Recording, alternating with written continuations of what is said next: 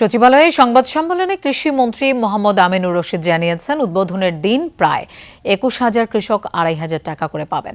প্রধানমন্ত্রী টাঙ্গাইলে কর্মসূচির উদ্বোধন করবেন। কৃষিমন্ত্রী বলেন, এই কার্ডের মাধ্যমে ভূমিহীন, প্রান্তিক ও ক্ষুদ্র কৃষকরা ১০ ধরনের সুবিধা পাবেন। প্রাক পাইলটিং এই কাজের জন্য ব্যয় হবে ৮,৩৪,০০,০০০ টাকা।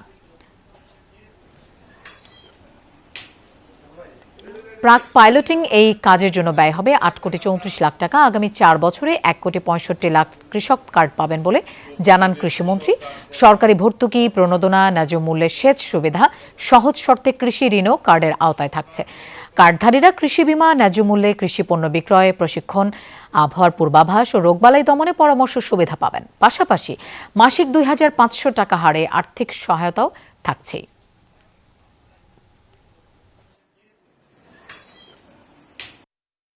কৃষি একটি সম্মানজনক ও মর্যাদাপূর্ণ পেশা। এই কৃষক কার্ড কৃষকের মর্যাদাকে আরো মহিমান্বিত করবে।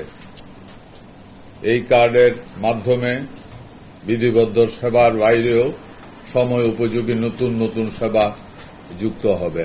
জাতীয় বৃহত্তম স্বার্থে এই কৃষক কার্ডে আমরা কোনো দলের সংকীর্ণতার ঊর্ধ্বে থাকবে, এটা জাতির জন্য।